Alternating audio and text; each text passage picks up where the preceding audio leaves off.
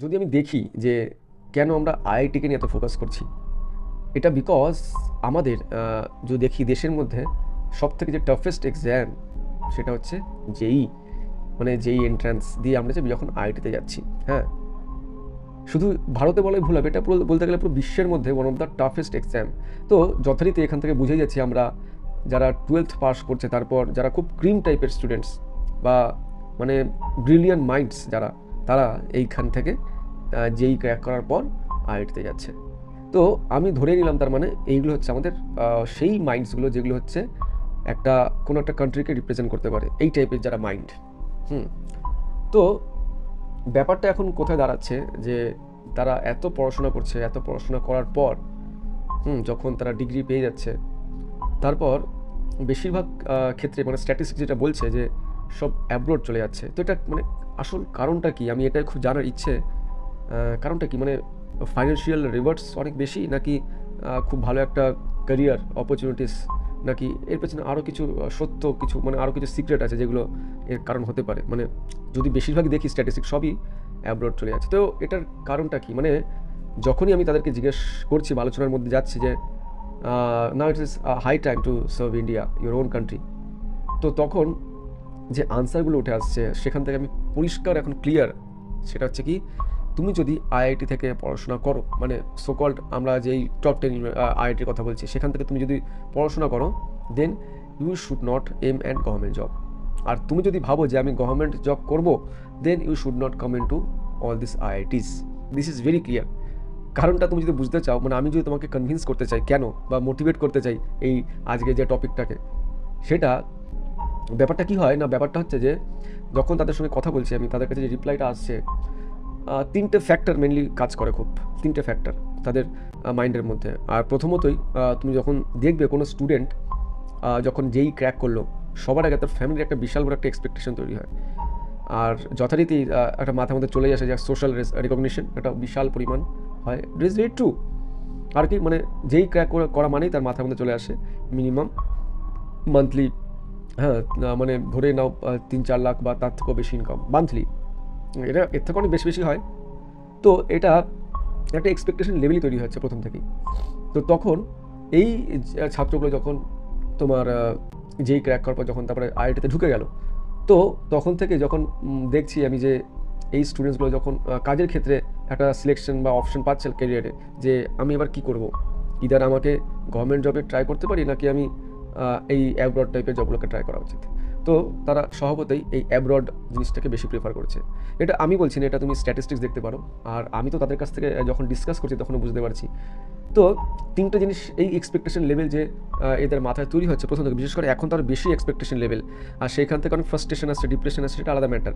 কিন্তু এই যে এক্সপেকটেশন লেভেল, এটাকে ফুলফিল করার জন্য, বিকজ যখন তুমি দেখছো যে তুমি একটা গ্রুপে মিশছো, সেই গ্রুপে দেখছো 10 জনই খুব ভালো একটা কেরিয়ার সেটেল করছে অ্যাব্রডে ভালো স্যালারি নিয়ে, তখন যথারীতি তোমারও মাথার মধ্যে আসবে না আমাকেও করতে হবে। তো তোমারও কম্পিটিশন তখন তাদের সাথে তোমার কম্পেয়ার হয়ে যাচ্ছে যে তুমি কত টাকা ইনকাম করতে পারছো। তো এটা কি হচ্ছে আসলে, এতে তিনটে জিনিস এদের মাথার মধ্যে চলে আসছে। একটা হচ্ছে ফাইন্যান্সিয়াল রিওয়ার্ডস, মানে ফাইন্যান্সিয়াল রিওয়ার্ডস মানে হচ্ছে কত টাকা তুমি পাচ্ছ প্রথম থেকেই। দুই নম্বর হচ্ছে কেরিয়ার অপরচুনিটিস, যেটা অ্যাব্রডে খুব বেশি বলতে গেলে তাদের তাদের এই যে মানে গ্রোথ, সেটা অনেক বেশি হয়, অনেকটাই বেশি হয়। আর 3 নম্বর কি, লাইফস্টাইল। তো এই তিনটে মিলিয়েই মানে কোনো ডাউট থাকে না তাদের মাথার মধ্যে যে আমি কী করব। বিকজ যখন আমি ফাইনাল ইয়ার স্টুডেন্টসের সঙ্গে কথা বলছি about their career, about their future, তারা খুব ইজিলি, তারা খুব মানে উইদাউট এনি ডাউট তারা পরিষ্কারভাবে বলে দিতে পারছে যে অ্যাব্রড, হ্যাঁ, এই কোম্পানি, গুগল, মাইক্রোসফট বা আরও ফার্দার অ্যাকাডেমিক লাইন, যেরকম আমরা মাস্টার্স করে আমরা পিএইচডি করে ওখানে হয়তো আমরা অ্যাকাডেমিক লাইনে ঢুকে যাচ্ছি ফ্যাকাল্টিতে কোনো ইউনিভার্সিটির। তো এই যে একটা খুব চটজলদি উত্তর চলে আসছে, তার পেছনে যখন আমি কাউন্টার করছি যে why not government job, why not to serve India, তো এই প্রশ্নের উত্তরে যেটা মাথার মধ্যে অলরেডি তাদের যখন এই টাকার ব্যাপারটা চলে আসছে, তখন স্বভাবতই তারা যে মানে কথাগুলো বলছে, ইট ইজ ভেরি ট্রু। বিকজ তারা যে পরিমাণ পড়াশোনা করে আজকে যে জায়গায় এসছে, সেইখান থেকে তুমি যদি দেখো যে আমি গভর্নমেন্ট জবে যাব, তার মোটিভটা কী, তার আমার যে লোভনীয় ফ্যাক্টরগুলো সেগুলো কী আছে। গভর্নমেন্ট জবে তুমি যদি দেখো না, তোমার চটজলদি গ্রোথ আছে, মানে আজকে তুমি সার্ভিস পেলে খুব ভালো কাজ করলে তোমার যে কালকে বিশাল একটা গ্রোথ হয়ে যাবে, এটা নয়। ওখানে তোমার কী হয় না, কিছু সিস্টেমেটিক ব্যাপার থাকে, সেখান থেকে তোমাকে গ্রো করতে হবে। 2 নম্বর কি না, তারা বলছে যে গভর্নমেন্ট জবে গিয়ে আমার লোকেশনের প্রবলেম হতে পারে, আমার পোস্টিং লোকেশন আছে, লাইফস্টাইলের প্রবলেম হতে পারে, আর কি না স্যালারি, ভেরি লো স্যালারি। মানে এই সব ফ্যাক্টর থেকে তাদের মাথার মধ্যে পরিষ্কার আছে। আমি বললাম তখন যে তাহলে তোমাদের মতো যারা ইয়াং, একদম মানে গ্রোয়িং মাইন্ড, যারা বলতে গেলে brilliant intelligent, so called super brilliant minds, তোমরা যদি ইন্ডিয়াতে না থেকে নিজের দেশকে সার্ভ না করতে পারো বা কাজ না করো, তাহলে কারা আফটার অল তোমার এই যে এখন টেকনোলজি দিক থেকে যে এত কাজ হচ্ছে, সেখানে অনেক এদের কন্ট্রিবিউশন অনেকটাই ইম্পর্টেন্ট।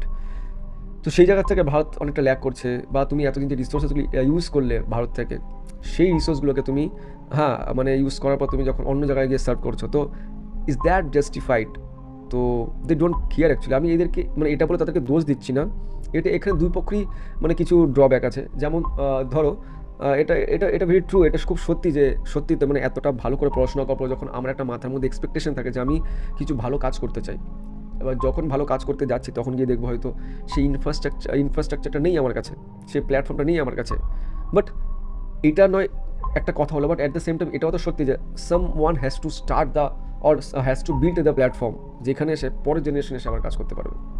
যেটা হয়তো আমি যদি খুব সহজ একটা নাম নিই, সেটা কি এপিজে আব্দুল কালাম। উনি যে একটা প্ল্যাটফর্ম বানিয়ে দিয়ে গেছিলেন, তার জন্য হয়তো কিছুটা ইয়াং জেনারেশন এর পেছনে মানে ওটাকে মোটিভেট হয়ে আরও কাজ করতে এসেছে। তো similarly someone has to start actually.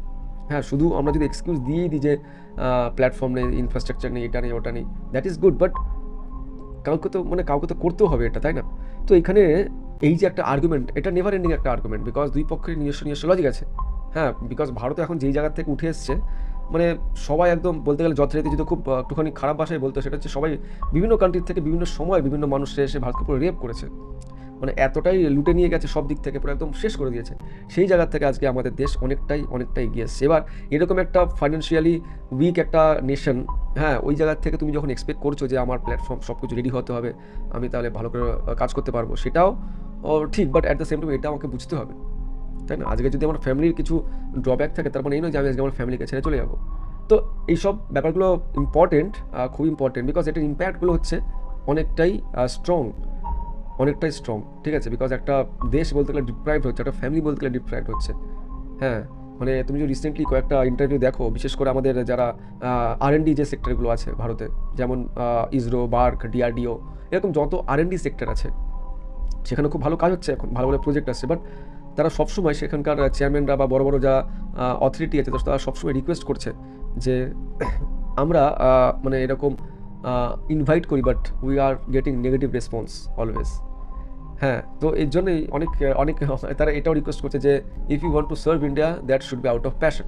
মানে যেহেতু টাকা পয়সার ব্যাপারটা আমরা কিছু করতে পারছি না, সো একটু প্যাশন তোমার থাকতে হবে। তো এটা এখন তোমরাই বলো যে এটা কি সত্যি ঠিক, মানে এটা কি উচিত হবে কি হবে না? তোমরা আমাকে কমেন্টে অবশ্যই জানাবে। তো এই যে বারবার তারা বলছে, মানে ইভেন যখন আইআইটিতে যখন এইসব মানুষগুলো যখন যাচ্ছে, চেয়ারম্যানরা বা হায়ার অথরিটিসরা, তাদেরকেও জিজ্ঞেস করা হচ্ছে যে আপনারা এখন কেন আইআইটিতে এসে রিক্রুটমেন্ট করেন না, আগে করতেন এখন কেন করেন না? তার কারণও কিন্তু খুব পরিষ্কার পাওয়া যাচ্ছে যে বিকজ তারা জয়েন করছে আইআইটি ছেলেগুলো, বাট 2 দিন পর আবার পালিয়ে যাচ্ছে।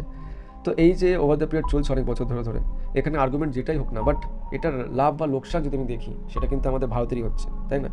তো এটা যদি আমরা না করতে, কারা করবে? তো মানে এটা খুব পরিষ্কার হয়ে গেছে এখন। তাই আমার এই আর্গুমেন্ট অনেক দিন ধরে আমি করেছি অনেকের সাথে, but that is no use, because যেটা বলেছিলাম যে তুমি যদি আইআইটিতে আসো, তাহলে কিন্তু তোমার গভর্নমেন্ট জব, এটা ভুলে যাওয়া উচিত। আর তুমি যদি ভাবো যে গভর্নমেন্ট জব করতে চাও, then don't come to IIT. এটাই আমার একটা অবজারভেশন ছিল, আমি সেটা শেয়ার করলাম। আই হোপ তোমাদের কিছু হয়তো এখান থেকে থিঙ্কিং স্টার্ট হবে। তো তোমার যদি কিছু মনে হয়, প্লিজ কমেন্ট করো কোনটা উচিত না, বা তোমার প্রেফারেন্স বা কি, ঠিক আছে? বাট যেটা এপিজে আব্দুল কালাম এইসব মানুষরা করে গেছেন নিঃস্বার্থে, someone should start actually, has to start actually such platform, যাতে নেক্সট জেনারেশনে এসে কাজ করতে পারে, ঠিক আছে? চলো, আই হোপ এই ভিডিওটা অনেকেই একটুখানি নাড়া দেবে। তো চলো, আবার দেখা হবে পজিটিভ করে ভিডিওতে। See you guys.